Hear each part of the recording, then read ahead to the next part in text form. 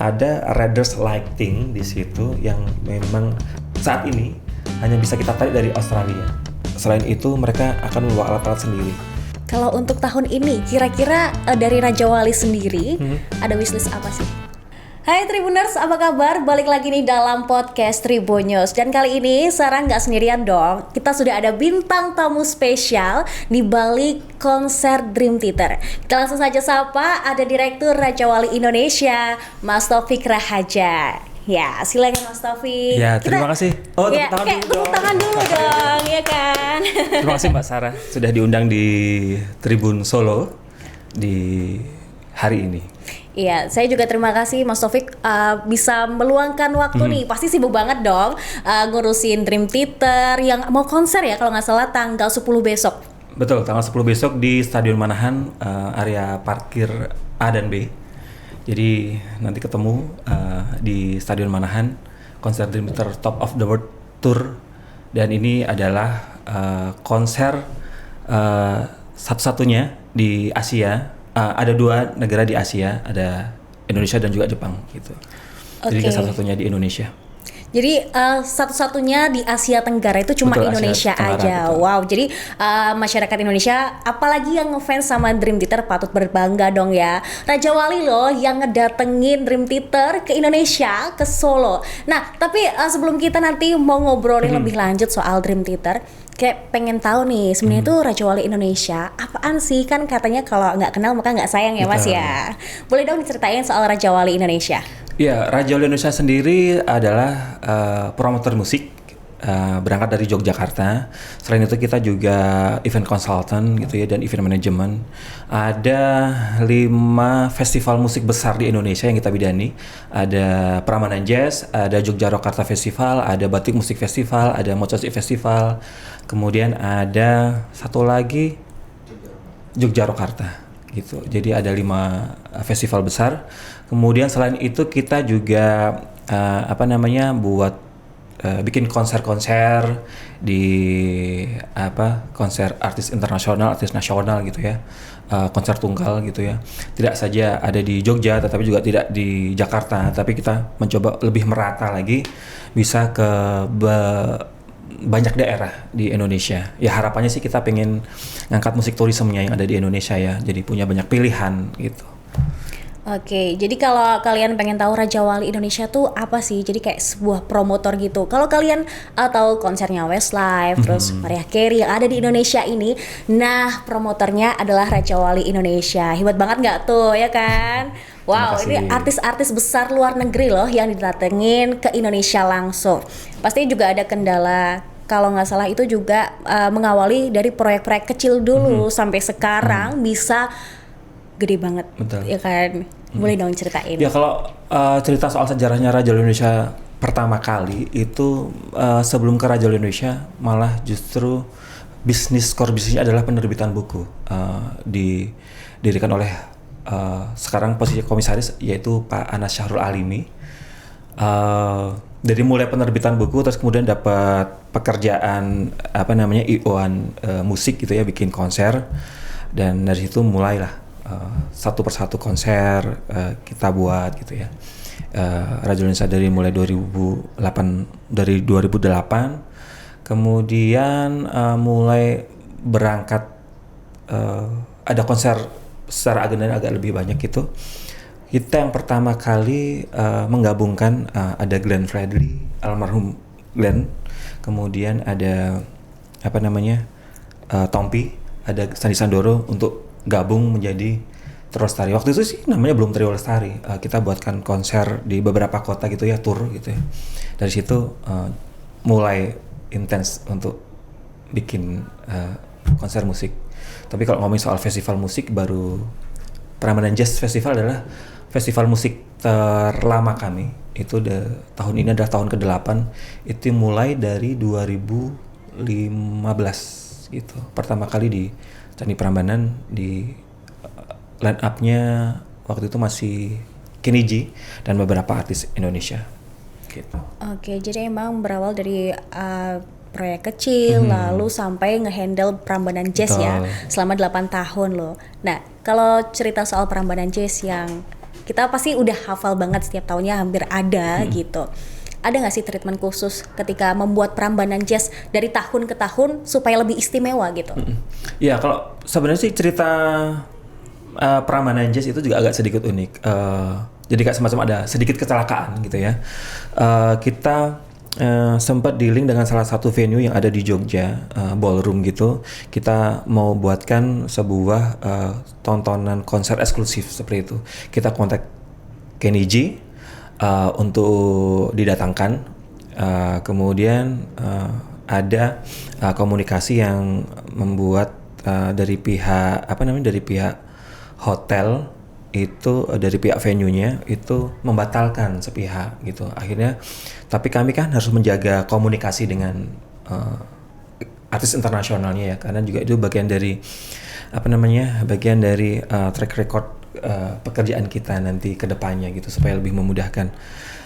Dari situ kita mencoba untuk mencari alternatif venue yang ada di Jogja, outdoor gitu ya, yang luas gitu, untuk kita pindah Kenny G ini ke venue tersebut. Tetapi ketika ngomongin soal venue-nya, Prambanan adalah salah satu pilihan gitu. Borobudur juga bisa menjadi salah satu pilihan juga kalau ngomongin soal ada di area heritage ya. Kita pengennya kalau bikin sesuatu tuh ada value tambahnya gitu ya. Jadi kita memang sengaja milih venue-nya yang heritage gitu.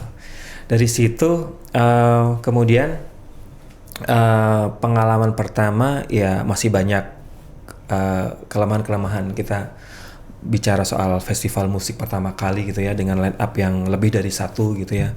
Kami memang harus belajar banyak, karena kalau ngomongin soal apalagi dengan komunikasi dengan artis internasional, dan ada beberapa rule, karena perubahan itu kan selalu ada, termasuk perubahan pada saat di hari hanya di tahun 2015 itu, yang seharusnya Kenny G sebagai penutup, tetapi tiba-tiba dia minta lebih maju lagi, jadi secara rundown harus berubah, yang artinya tuh ya kalau ngomong soal secara show management jadi agak sedikit kacau gitu. Karena tapi dari situ ya nilai positifnya di 2015 kita belajar, secara target dari ya cuman 5.000 penonton, yang datang di situ 8.000 orang gitu ya. Kemudian dari tahun ke tahun kita mencoba perbaiki lagi di tahun berikutnya, yang tadinya cuma 1 malam, kemudian ada di 2 hari, kemudian menjadi 3 hari, yang tadinya cuma ada 2 panggung, tiba-tiba terus kemudian kita yang di panggung festival kita tambah jadi 1 panggung lagi, ada 2 panggung festival, kemudian 1 panggung special show gitu. Ya selalu ada selalu ada perbaikan setiap tahunnya, karena kita belajar dari tahun ke tahun ya, mulai dari soal handling artisnya, soal strategi promosinya, kemudian belajar soal show manajemennya, yang timekeeping sebuah festival besar gitu ya, sampai dengan treatment yang terakhir kemarin di 2022 ya, meskipun tampak seperti kita 2 tahun nggak ngapa-ngapain, tidak bekerja secara offline, ada penonton langsung di hadapan kita, itu juga jadi kayak semacam kita harus belajar lagi nih soal proses adaptasi itu ya, dengan ya dibilang cukup sukses kemarin. Itu pertama kali kita bisa buat festival offline lagi di Prambanan Jazz Festival 2022 kemarin yang ke-8. Ya secara target penontonnya melebihi target gitu ya. Dan ya meskipun belum bisa kapasitasnya secara normal, masih social distancingnya, awalnya kita announce-nya masih dengan kebijakan yang social distancing, protokol kesehatan yang sangat ketat gitu ya. Tapi kan secara perkembangannya kan kita juga melalui banyak bulan untuk melakukan promosi dan macam-macam, dan kebijakan pun juga mulai berubah lagi. Jadi secara strategi promo yang di awal adalah jualan tiketnya dengan kursi, ya mau nggak mau kan kita juga harus konsisten dengan itu, harusnya tetap dengan kursi. Ya sebenarnya sih kalau secara impian cita-cita yang pengennya kalau festival musik ya berbaur gitu ya, standing, berdiri gitu. Karena lebih terasa vibes-nya, lebih seru. Betul, juga kan. Karena juga orang lama tidak ke Prambanan dalam rangka festival musik gitu ya, dan sudah ada bisa konser offline lagi, ya akhirnya sementara itu diredam dulu keinginan itu. Semoga nanti di 2023 sudah bisa normal lagi gitu. Tapi kemarin sudah cukup seru dan target penontonnya juga kita nggak nyangka juga banyak yang datang ke sana. Protokol kesehatan pun juga kami lalui dengan tertib. Ada vaksinasi di lokasi gitu ya, vaksin booster kita siapkan juga. Terus kemudian juga ya orang pakai masker gitu. Tapi yang pasti yang selalu tidak pernah ketinggalan pada saat di Prambanan Jazz adalah ya selalu ada pasar kangennya. Jadi ketika orang datang dari luar kota gitu ya, ada jajanan-jajanan yang ada di Prambanan Jazz itu mengobati kangenan. Musik, jajan, terus nongkrong, ya macam-macam. Apalagi ketemu orang-orang baru di Betul, sana. ya. Kayak nambah relasi juga gitu kan. Nah ini kan Raja Wali Indonesia banyak banget project yang udah dikerjakan atau sedang dikerjakan dalam proses ini. Pasti ada dong ciri dari Raja Wali Indonesia ketika mau menampilkan suatu karya dalam sebuah event itu. Ciri utamanya sih sebenarnya tidak melulu soal line up dan juga konsep-konsep itu, tetapi ada hal-hal yang pengen kami angkat ke permukaan soal musik turismenya. Jadi memang sengaja pilihan venue-nya itu tidak di kota-kota mainstream seperti Jakarta yang memang secara agenda konsernya bisa setiap bulan tuh selalu ada gitu ya. Tetapi kita pilih venue-venue yang memang ada nilai heritage atau terus kemudian memang ada nilai kelokalan yang sangat menjadi ciri khas sebuah kota gitu ya, untuk kita jadikan venue gitu. Jadi ya apalagi kalau ngomongin soal artis internasional, meyakinkan mereka, komunikasi dengan mereka, membawa konser mereka ke sebuah kota yang sebelumnya belum pernah ada konser internasional sama sekali, itu cukup cukup effort dalam arti, tetapi juga bukan perkara ya gampang-gampang, susah sih sebenarnya selama sarana prasarananya kamu bisa menyiapkan, kita sebagai promotor bisa menyiapkan, ya mereka pasti ya oke gitu ya. Jarak antara antara bandara ke venue, terus kemudian venue ke hotel gitu-gitu, hotel bintang berapa di sana ready dan sebagainya gitu ya, kita perlu sampaikan itu ke semuanya, kita sampaikan itu semua ke artis gitu, dan mereka oke, ya tinggal kita atur deposit pemberian dibukanya, log tanggal dan sebagainya gitu, jadwal strategi promosi bagaimana, mau announce kapan gitu ya, sudah rilis gitu. Oke, ini kan Raja Wali Indonesia tadi sempat ngomong soal selain konsep konsernya, tanggalnya, tapi juga menginformasikan tentang bisa dikatakan hal-hal yang rinci tapi nggak bisa dianggap sepele. Akses, deket mana, tapi itu juga nilai plusnya di-announce juga kepada para penonton atau fans-fans yang mau nonton ke konser.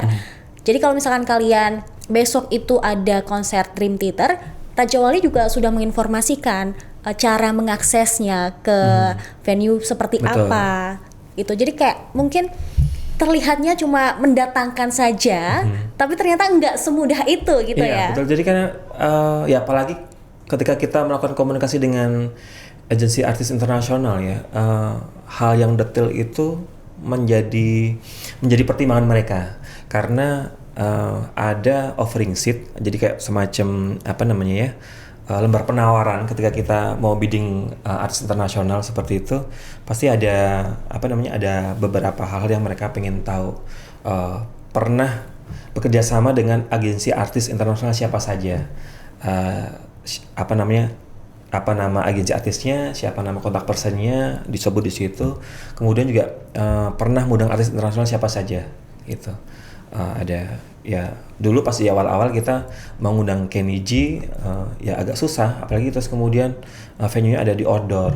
Pertimbangan outdoor itu bagi artis internasional kan bagaimana mengamankan ketika nanti cuacanya tidak mendukung gitu-gitu loh. Jadi soal sebelum perform kan mereka pasti juga akan ada sound check ya, alat-alat mereka kena panas langsung gitu juga bagaimana gitu-gitu. Tapi begitu dari kita pernah melakukan sekali pecah telur mengundang artis internasional di outdoor, berikutnya jadi lebih mudah, dalam arti bukan kita yang menawarkan, justru kadang-kadang ada beberapa artis yang pengen tampil ada di situ sama seperti si itu gitu juga ada gitu. Jadi ya beberapa kali kita sempat melakukan negosiasi dengan artis internasional ketika membawa tur. Secara konsep turnya misal harus ada LED stage di belakang di belakang panggung gitu. Tetapi karena kita pengen mengekspos ada Candi Prambanannya, ada Candi Borobudurnya, kita perlu negosiasi bahwa bisa nggak yang backstage LED backstage-nya itu LED belakangnya itu dihilangkan gitu. Jadi supaya kita bisa benar-benar ekspos si candinya gitu ya, ekspos background gitu. Itu yang kami lakukan untuk ya kalau ngomongin soal karakter Raja Indonesia pernah bikin itu ya ada value-value soal ngangkat heritage-nya gitu juga. Jadi juga memperkenalkan soal Indonesia ya, nggak melulu kita selalu ambil dari luar, tapi supaya orang luar juga tahu Indonesia itu tuh kaya banget loh akan budaya. Ya kalau ngomongin soal artis internasional datang ke sini kan juga bagian dari strategi promosi budaya ya, dalam arti kalau kita mungkin membayar mereka sebagai endorser untuk mempromosikan Indonesia gitu ya, mempromosikan tempat-tempat wisata atau destinasi yang pengen kita angkat gitu. Kalau membayar mereka saja gitu kan jadi cuman sayang. Tapi ketika kita undang sebagai artis tampil show gitu ya di depan sebuah misalkan di Candi Prambanan gitu ya, artinya mereka secara suka rela pasti akan mereka dengan bangga juga posting di sosial media mereka gitu sedang ada di Candi Prambanan. Itu juga bagian dari ya secara gratis kita dapat impactnya, dapat promosinya gitu ya, yang kita tidak perlu membayar mereka sebagai endorser untuk posting dong ini ya, secara nggak ya, langsung. betul, secara tidak langsung kan mereka pengen banget ya datang ke tempat yang aku juga baru pertama kali di Prambanan, ternyata foto di situ, posting di ininya mereka gitu. Nah oke, tapi yang terbaru ini Raja Wali Indonesia juga akan mendatangkan Dream Theater ya, yang akan konser di tanggal 10 Agustus besok. Tapi ada yang istimewa nih. Kalau biasanya konser band-band besar, apalagi nih band rock asal AS ya, itu ada di ibu kota, Jakarta lah. Cuman ini didatangkan langsung ke Solo, Jawa Tengah yang ada di Indonesia. Nah ini tuh alasannya apa sih? Apa karena di kota kelahirannya Pak Jokowi, sekaligus Pak Jokowi juga seneng banget kan soal band-band rock gini? Ya sebenarnya sih kalau ngomongin soal konser Dream Theater di tahun 2022 ini adalah ya bisa dibilang adalah postpone konser Dream Theater yang kita pengen bikin di tahun 2020 gitu. Tapi waktu itu 2020 kena badai pandemi, kemudian kami harus postpone. Menunggu postpone-nya itu memang cukup waktu yang lama. Jadi selama 2 tahun terakhir saya mencoba untuk komunikasi intens dengan mereka untuk dapetin jadwal, tapi juga nggak pernah ada jadwal yang melipir-melipir ke Asia gitu ya. Nggak ada, dari Australia pun juga belum yang ini. Tetapi ya barengan sama yang album kali ini mereka mau nih gitu. Jadi justru malah sebelum berangkat ke Jepang mereka mampir ke Indonesia dulu, baru terus kemudian nanti ke Jepang gitu. Kalau ngomongin soal pilihannya kenapa ada di Solo, sebenarnya ya ada obrolan santai sebelum ini ya. Jadi sebelum pilihan ada di Solo dan sebelum Mas Wali Kota sebagai Wali Kota gitu. Oke, Mas Gibran sebagai Wali Kota Solo ya. Wali Kota Solo gitu ya. Kan pengen ada jadi semacam musik tourism. Tadi balik lagi soal musik tourism gitu yang pengen kita angkat gitu ya. Dream Theater di 2017 juga pernah kita buat di Kridosono pada waktu Jogja Rokarta Festival. Kemudian kita pengen bikin sesuatu yang nggak narik yang dari tadi yang postpone dari Jakarta, memang bisa sempat ditawarin ke Mas Gibran, mau nggak Mas ini mampir ke Solo gitu. Itu tadi yang sempat saya cerita di awal soal perlu meyakinkan agensi artis internasional untuk mereka mau berangkat ke sebuah kota untuk mereka bikin konser turnya di sana gitu. Itu tadi soal uniknya, bukan unik ya.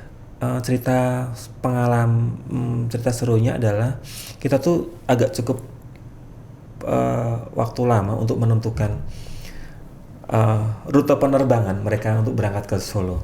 Yang tadinya saya dari pihak mereka tuh mencoba untuk mencarikan rute penerbangan ke Solo tuh lewat apa saja, apakah lewat Solo bisa, lewat Jogja apakah bisa dan sebagainya. Akhirnya terus kemudian pilihannya mereka turun di Jakarta, kita siapin sleeper bus dari Jakarta ke Solo, dan kami juga kasih estimasi waktu kira-kira kalau sleeper bus itu berapa lama gitu, dan mereka oke dengan itu. Ya sudah, akhirnya confirm mau tampil. Ya kita dapatnya tanggal, kenapa juga nggak di weekend, kenapa bikin konsernya di tengah weekdays gitu ya, karena daripada tidak sama sekali juga. Dan akhirnya terus kemudian ya sudah, ini kan kami menjawab fansnya Dream Theater yang sudah nunggu lama 2 tahun, yang mereka sabar tidak melakukan refund tiket mereka, dan mereka juga bisa nonton lagi di konser 2022 ini. Nah oke, jadi kan ini kali kedua Raja Wali Indonesia mendatangkan Dream Theater ya. Kalau dulu di tahun 2017, apa nih bedanya Mas di tahun 2017 dan juga di tahun ini gitu? 2017 bedanya, kalau bedanya di 2017 sebenarnya Dream Theater sebagai headliner di Festival Yogyakarta ya, gitu. Cuman kalau yang ini adalah konser tunggalnya Dream Theater, bagian dari tour albumnya yang terakhir gitu.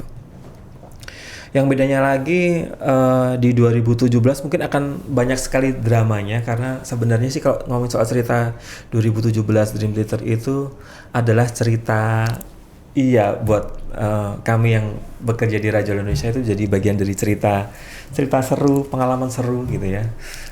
Karena awalnya itu Dream Theater kita mau set festivalnya itu ada di Candi Prambanan. Cuman karena ya kalau kita ngomongin soal Candi Prambanan gitu ya, pasti ada banyak bagian-bagian yang memang merasa memiliki, dan apalagi kalau ngomongin soal konser rock di Candi gitu kan, pasti ya pro dan kontranya akan pasti selalu ada gitu. Daripada terus kemudian pro dan kontranya berlarut-larut dan terlalu lama gitu ya. Dan apalagi ini juga sudah sempat viral waktu itu di sosial media. Pilihan terbaik adalah ya sudah, kita memindah di H-2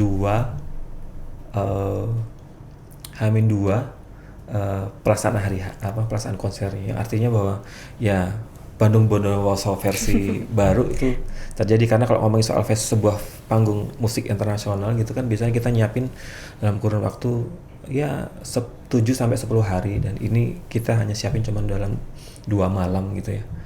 Ya itu pekerjaan yang luar biasa. Jadi dramanya itu drama-drama yang memang kadang-kadang komunikasi kita dengan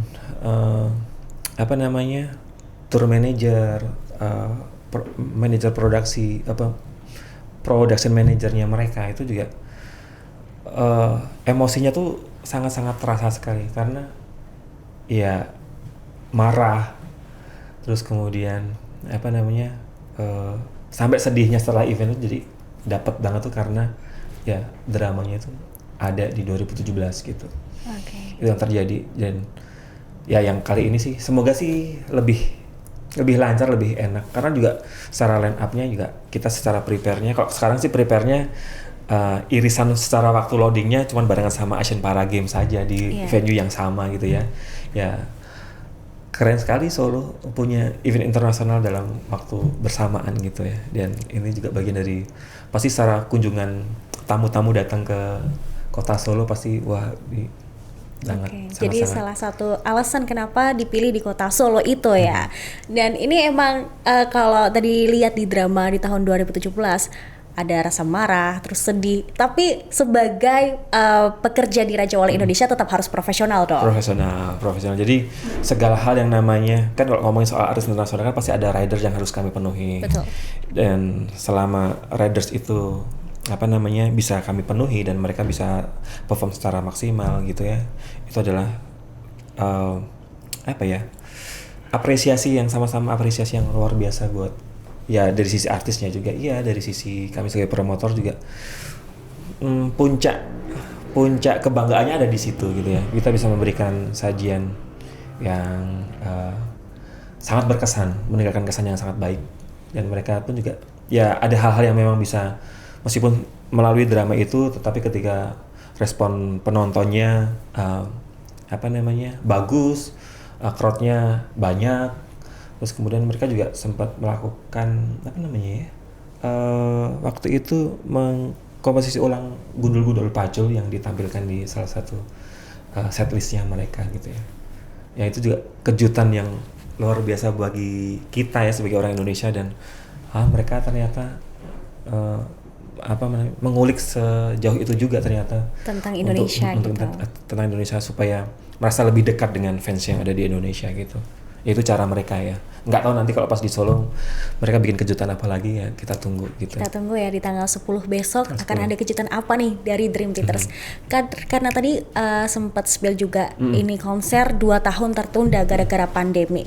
Ya kan. Lalu ketika akhirnya ditentukan tanggal Dream Theater untuk konser di Solo Indonesia di tanggal 10 besok, gimana respon para ya mungkin yang sudah beli tiket, yang sampai nggak refund juga, antusiasmenya seperti apa sih? Antusiasme sih tentu saja mereka sangat senang sekali ya. Ya meskipun secara waktu ada beberapa yang memang memilih untuk tetap mempertahankan tiket mereka, tetapi juga ada yang memilih untuk refund karena mungkin secara jadwal juga tidak bisa punya kesempatan gitu. Respon mereka positif, mereka sangat senang sekali, dan akhirnya setelah menunggu 2 tahun yang jadi kayak semacam harap-harap cemas jadi atau enggaknya, kalau enggak nanti bagaimana kejelasannya gitu. Dan ketika sudah muncul tanggalnya pasti 10 Agustus itu ya kabar gembira buat semuanya, kabar gembira juga buat kami juga. Akhirnya terus kemudian ya sudah, yang daripada komunikasi yang sangat lama di email yang sudah sampai beberapa subjek di email itu, ya akhirnya sekarang tinggal ngobrolin soal lebih ke teknis koordinasi dengan mereka ya, lebih ke ngomongin soal makan lunchnya nanti apa, dinernya apa, terus nanti produksinya nanti detailnya bagaimana, lebih seperti itu sih. Ngomongin soal makanan di Solo itu kan kulinernya banyak banget. Dream Theater sendiri tuh para personilnya sempat kepo nggak sih soal Solo tuh kayak gimana sih, atau kulinernya tuh apa aja selain mereka fokus pada konser nanti? Iya, seperti biasanya mereka meminta kita sebagai promotor untuk memberikan rekomendasi apa sih yang kalian suggest pada saat nanti kami sudah berada di Solo gitu ya. Jadi ada menu-menu ya, ada beberapa kami buat set-set menu gitu untuk mereka jadikan pilihan gitu. Dan kita juga masukkan gitu local cuisine-nya yang ada di Solo ya, pasti gitu ke mereka gitu. Tinggal nanti mereka milih, begitu mereka datang, nanti set memilih lunch-nya akan ini dan sebagainya gitu sampai dengan hari terakhir. Bahkan di hari terakhir mereka juga after party ya mereka menyebutnya gitu ya, setelah mereka benar-benar selesai perform gitu harus disiapkan, mereka nanti akan memilih kuliner-kuliner yang ada di sekitar, restoran sekitar atau kuliner sekitar itu apa. Nah ini dari tim kita yang akan membelanjakan itu dan kemudian sudah siap ready di belakang panggung. Jadi begitu mereka selesai tampil, mereka akan ada di backstage menikmati itu dan kembali lagi di besoknya ke Jakarta. Oke, aku penasaran banget nih. Mungkin bisa di-spill salah satu kali ya menu yang direkomendasikan gitu kepada para personilnya. Kemarin yang sempat kita ada Indonesian menu ya, ada Indonesian menu. Kemudian ada menu-menu Solo juga gitu. Tentu saja ada timlonya gitu loh. Kemudian kemarin ada banyak sih kemarin yang kita sempat kirimkan ke mereka supaya mereka memilih. Kita juga minta rekomendasi dari beberapa orang yang ada di Solo ya untuk kita buatkan gitu, untuk kita kirimkan ke mereka dan mereka akan memilih. Ya itu lokal cuisine, snack dan sebagainya nanti kita juga minta. Kalau snack sih biasanya nanti akan kita siapin di backstage ya. Ngomongin soal persiapan kan butuh waktu, tidak cuma panjang pada saat banget show gitu hanya ya. Panjang banget. Ya mereka kan sampai di sini tanggal 8, 9 H-1 soundcheck dan sebagainya. Hari hanya tanggal 10, tanggal 11 udah balik lagi ke Jakarta untuk penerbangan ke Jepang. Oke, kalau untuk sound sendiri, katanya nih mereka langsung mendatangkan alat-alat soundnya itu tuh dari Amerika Serikat. Mereka nggak mau atau lebih memilih alat-alat mereka sendiri gitu loh, daripada yang ada di Indonesia. Oke. Betul nggak sih, Mas? Kalau sound sih sebenarnya kita ada riders yang memang harus kita penuhi. Jadi kayak lighting, sound system, technical ridersnya mereka yang harus kita siapin. Tetapi selain itu mereka akan membawa alat-alat sendiri. Konfirmasi sudah ada 25 box yang sudah sampai di Jakarta dan tinggal dikirim nanti pada saat jelang ya tanggal 8 tuh sudah sampai di sini, tanggal 9 sudah set up, sudah serah terima dengan mereka. Cuma yang unik ini yang salah satu membuat komunikasinya jadi sedikit lebih panjang itu adalah ada riders lighting di situ yang memang hanya bisa saat ini hanya bisa kita tarik dari Australia, yang ada di Australia. Nggak tahu bentuknya lightingnya seperti apa. Nah nanti lihat saja di tanggal 10 Agustus di Stadion Manahan gitu ya. Ya ini lighting dari Australia, ya tentu saja kalau ngomongin soal lighting dari Australia, cost dan produksi gitu pasti ya memang harus dipenuhi ya. Harus dipenuhi ya karena mereka kan konfirmasi ya mereka sudah memberikan tanggal waktu start di 10 Agustus terus kemudian ya setidaknya apa-apa yang mereka, karena kami sudah mencoba untuk counter mereka gitu ya untuk beberapa kasih opsi pilihan gitu dan mereka tetap menginginkan itu. Ya sudah ya selama itu bisa kita penuhi dan kita bisa komunikasi sama mereka ya sudah akhirnya ya terjadilah tanggal 10 Agustus itu. Jadi muncul tanggal 10 Agustus itu ketika yang ridersnya itu sudah ready semua. Oke, kamu ada di sana. Apa namanya? Secara speknya Indonesia punya. Lighting juga ini ada, Indonesia ada. Yang ini nggak ada, berarti memang harus dicarikan. Tolong kamu carikan di dekat-dekat di Indonesia mana yang ada gitu. Tapi dari Australia gitu. Yang lainnya sih so far aman ya. Oke. Gitu. Berarti memang harus dipenuhi juga.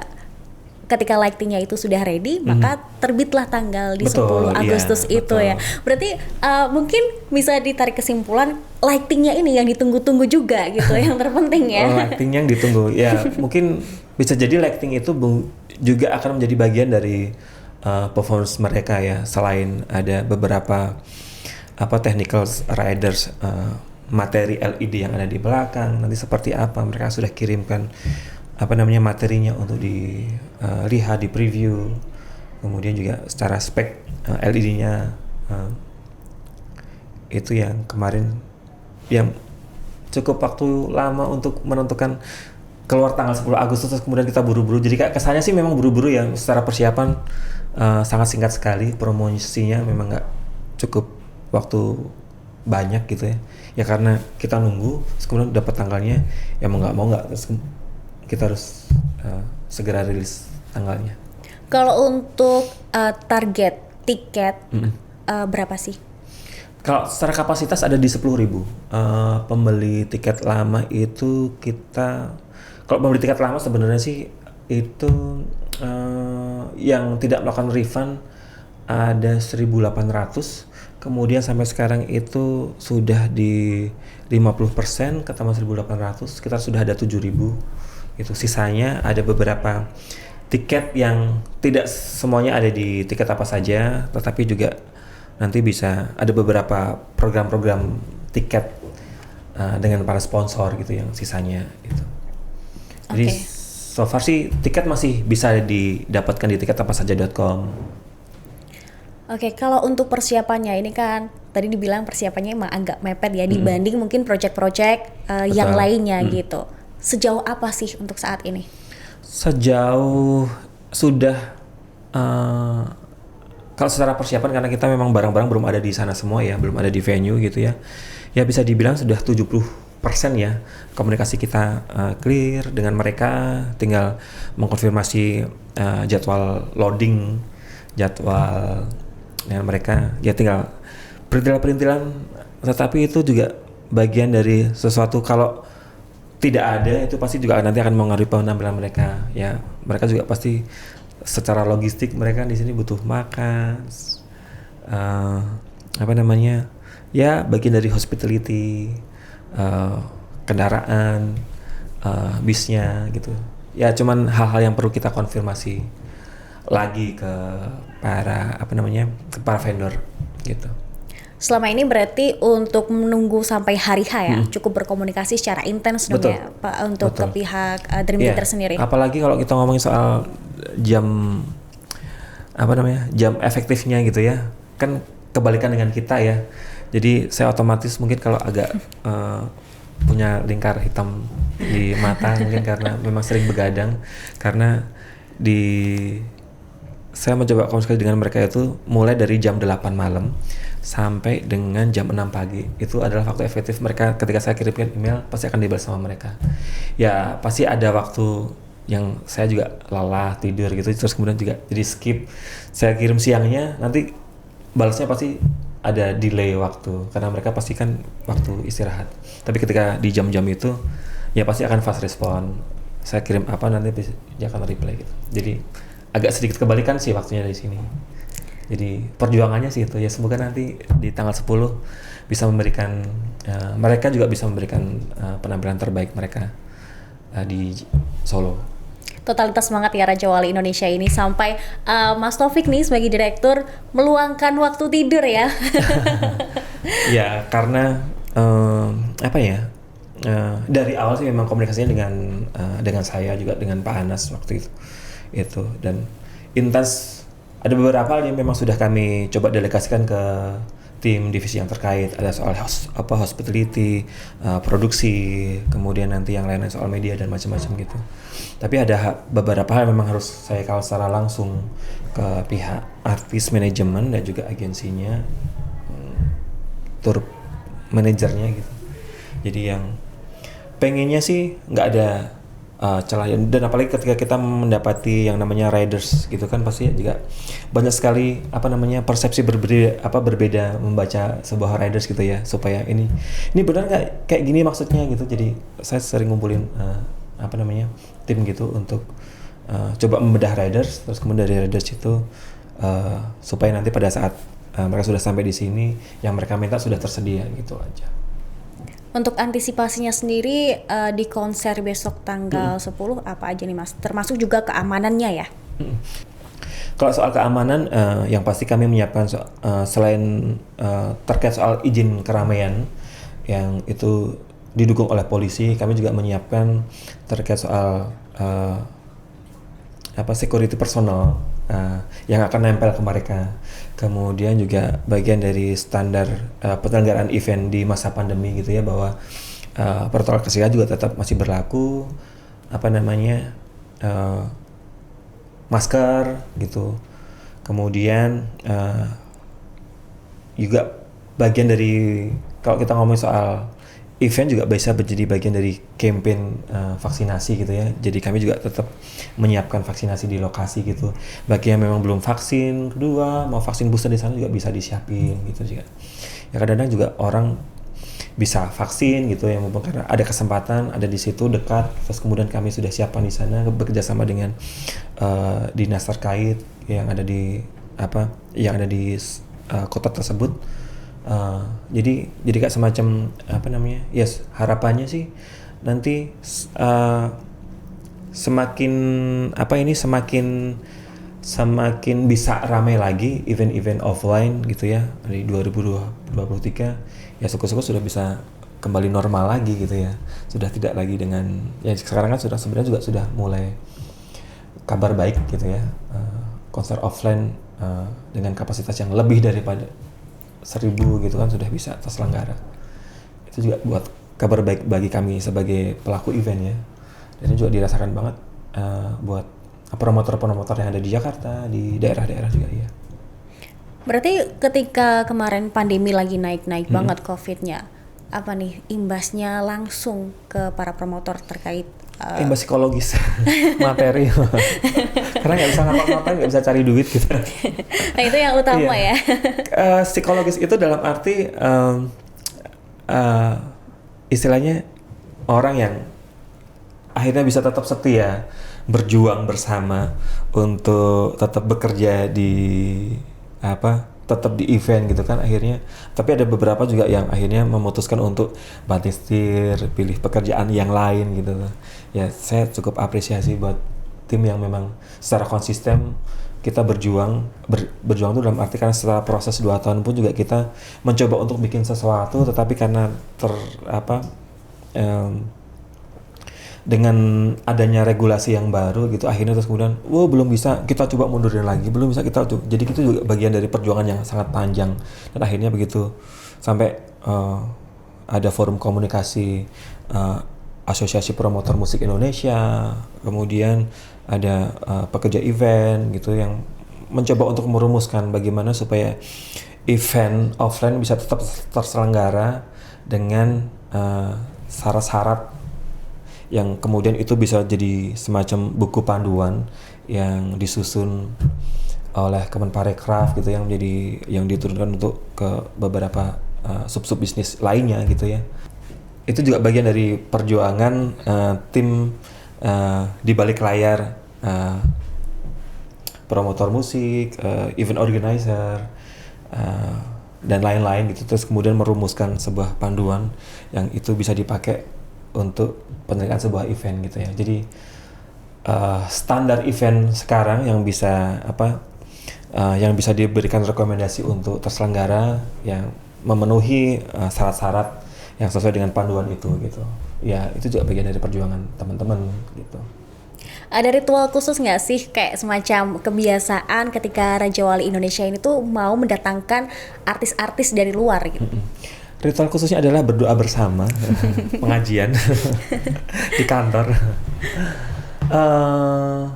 Artis internasional ya, nggak ada ritual khusus sih sebenarnya. Ya artis internasional bisa diundang itu ya berdasarkan karena cocok sama harganya, cocok sama jadwalnya mereka untuk tur di Indonesia atau di Asia, setidaknya. Kalau tur dunia terus kemudian ngambil dari Eropa tentu saja sangat mahal, itu artinya secara cost-nya kan pasti akan sangat tinggi. Tetapi kalau bisa narik mereka pada saat ada di Asia gitu ya, secara cost-nya masih bisa di-sharing sama negara lain gitu. Itu juga salah satu pilihan, bisa tidaknya dan mau atau tidaknya promotor untuk mengundang artis internasional ke Indonesia. Kemudian selain itu tadi ya syarat-syarat soal harus punya record yang sangat panjang untuk lebih mudah mendatangkan artis internasional ke Indonesia. Ketika ada jaminan itu kan artinya bahwa kamu sudah pernah mengundang A, B, C, D gitu, artinya bahwa aman nih, tinggal aku melakukan komunikasi terkait soal hal-hal teknis lain gitu. Sehingga pihak artis dan manajemen pun percaya gitu. Betul. Ya. Tapi kalau untuk Dream Theater sendiri, ini kan tahun 2020, alasannya apa sih mendatangkan mereka tuh? 2020 alasannya karena ya sebenarnya sih ada jadwal turnya mereka gitu, ada di beberapa negara waktu itu. Di 2020 jadwal turnya di Asia lebih banyak daripada yang sekarang. Sekarang kan cuman kalau di Asia Tenggara cuman Indonesia aja, di Asia ada Jepang di situ. Waktu itu ya secara komunikasi kan kita 2017 sudah pernah mengundang mereka, selalu ada kesempatan untuk mereka pada saat ada jadwal tur pasti akan menawarkan ke kami ya, ke promotor gitu, mau nggak nih bisa kamu tarik juga ketika kamu punya tanggal nggak gitu. Itu juga bisa jadi berlaku juga ketika kita pengen pun juga bisa berlaku. Ada jadwal ke Asia nggak gitu, supaya bisa kita tarik ke Indonesia gitu ya. 2017 ke 2020 jeda waktu cukup lama ya, 3 tahun gitu. Dikasih lagi ya secara fans pasti akan senang-senang aja gitu. Dan apalagi 2022 ini kalau ngomong dari rentang 2017 kan waktu yang sangat lama gitu, 5 tahun. Iya, 5 tahun. Ya, tidak tampil di Indonesia, dikasih tontonan ya harusnya ya kalau memang fans garis kerasnya Dream Theater ya harus nonton besok di tanggal 10 Agustus. Oke, jadi buat kalian nih Tribuners yang ngefans banget sama Dream Theater, soal karya-karya mereka wajib banget nonton. Karena tiketnya masih tersedia ya sampai sekarang ya? Masih tersedia. Tapi jangan sampai nanti pada saat di hari H juga masih tersedia. Semoga, tapi secara harga tiketnya pasti akan menyesuaikan di hari H, on the spot harga tiketnya. Sekarang masih tiket reguler gitu, jadi 750 dan juga 1 juta di luar pajak daerah, pajak pendapatan daerah dan juga admin fee. Ini berarti ada rencana dong kalau misalkan nih para netizen atau orang-orang Indonesia yang pengen banget mendatangkan artis nih dari luar, bisa mengabulkan nggak kira-kira? Wishlist ya? Ya. Ya wishlist tuh ada wishlist yang memang kita menyesuaikan marketnya gitu ya. Nanti silahkan mungkin di follow Raja Wali Indonesia Instagramnya, di situ kasih aja komentar-komentar apa gitu ya, pengen datengin atau DM gitu. Di situ kadang-kadang juga jadi bagian dari pertimbangan kami memilih artis Indonesia, artis internasional untuk datang ke Indonesia. Kemudian ya kami sendiri juga punya wishlist, pengen datengin siapa, itu juga punya banyak wishlist yang pengen kita undang ke Indonesia gitu ya. Kalau untuk tahun ini, kira-kira dari Raja Wali sendiri ada wishlist apa sih untuk mendatangkan tamu ya? Boleh dong ya kan, dibocorin sedikit gitu. Yang sudah pasti, yang sudah confirm adalah Westlife. Kalau artis internasional, kalau belum confirm kami nggak berani announce gitu, karena kan ada tanggung jawab yang harus kami jaga dengan mereka gitu ya. Tapi ada beberapa yang sedang tahap komunikasi gitu ya. Tahun depan juga kita sudah ada agenda juga gitu di festival-festival kita. Semoga festivalnya sudah mulai jalan, tidak cuma Prambanan. Tahun kemarin Prambanan Jazz, tahun ini ada Prambanan Jazz juga Yogyakarta, teman Yogyakarta, Prambanan Jazz dan juga Yogyakarta, artis Indonesia semua. Semoga tahun depan kita sudah punya artis internasional untuk didatangin. Yang tahun ini artis internasionalnya itu tadi ya Westlife. Yang lain nanti masih nunggu. Oke, kita tunggu nih. Apalagi kejutan update-nya dari Raja Wali Indonesia. Karena artis-artisnya siapa sih yang nggak tahu gitu track recordnya ya kan. Nah, untuk harapan di konser besok Agustus apa nih? Harapannya besok di konser Agustus,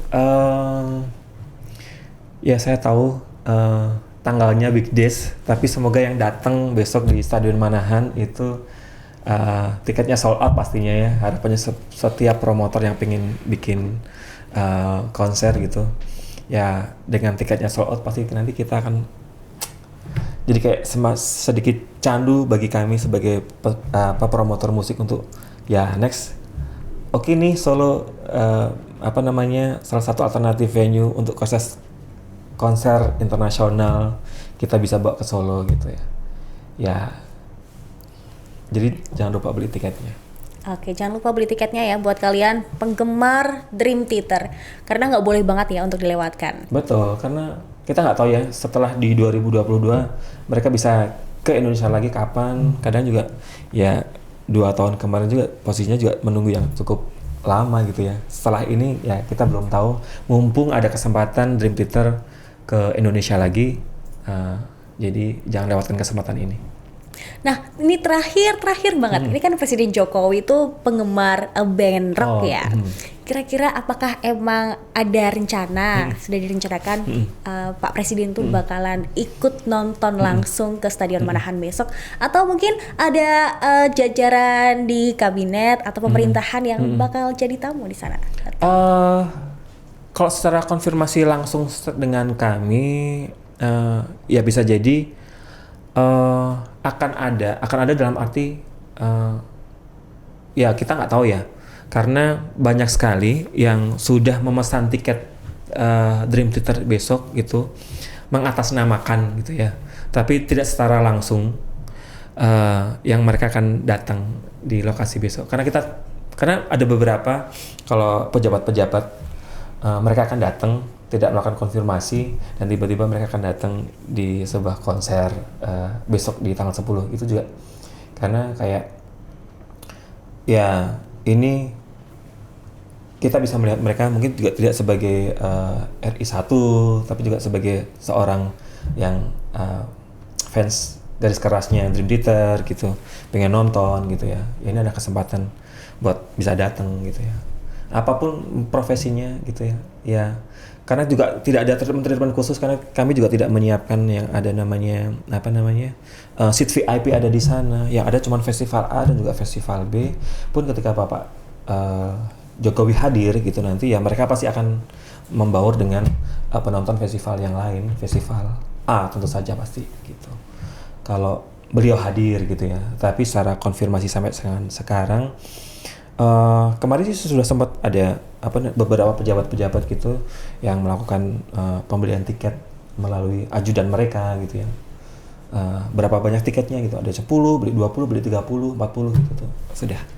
Oke, jadi kita tunggu nih apakah jadi, Bapak ya. Jokowi akan hadir menonton langsung konser Dream Theater ya kan? Kita nggak tahu, kita tunggu nggak aja. tahu, bisa jadi nanti Mas Wali Kota langsung ini ya anak meminta, loh Pak, kami Ya, sebagai boleh. fans Dream Theater gitu kan, terus kemudian bisa ini. Karena Mas Gibran kan kemarin udah welcome banget ya konser diadakan di Solo, Jawa Tengah ini. Betul.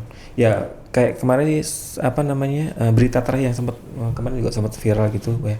Ya kalau Pak Jokowi ya postingan yang diposting sama Mas Gibran gitu ya. Ya kalau Pak Jokowi nonton ya harus beli tiket gitu ya. Ya artinya memang ada beberapa kemarin sempat konfirmasi ke kami ada pembelian tiket itu entah itu dari jajaran kabinet atau jadi jajaran di kepala daerah yang akan datang ke Solo untuk nonton Dream Theater ya sangat memungkinkan untuk bisa hadir gitu. Tapi kita tunggu saja ya itu, tapi tidak ada secara treatment khusus dari kami dari pihak kami promotor untuk menyiapkan, tetapi ya ketika mereka datang ya akan sebagai penonton sama seperti yang lain berbau dengan festival gitu, dengan festival. Oke, jadi itu tadi ya soal seluk-beluk Raja Wali Indonesia dan juga kita spill dikit soal dibalik konser Dream Theater besok tanggal 10 Agustus ya di Stadion Manahan gitu. Jadi buat kalian jangan sampai ketinggalan konser ini. Kalian kalau misalkan pengen tahu informasi terbaru lainnya soal konser Dream Theater itu bisa ke Instagramnya Raja Wali Indonesia ya. Betul, @rajawali Indonesia itu jadi update-nya di sana. Ya, secara update agendanya seluruh event Raja Wali Indonesia di sana. Kecuali yang festival nanti ada akun festival sendiri. Oke, baik, terima kasih Mas Taufik untuk Terima kasih Mbak Sarah, waktunya bisa tim bincang-bincang dari di Tribun News Tribun hari ini. News. Oke, semoga lancar terus ya untuk proyek-proyek di Raja Wali Indonesia, termasuk yang terpenting yang terdekat ini proyek Dream Theater gitu. Amin. Terima kasih Mas Taufik. Terima kasih Mbak Sarah. Terima kasih sudah nonton. Jangan lupa like, subscribe, dan share ya.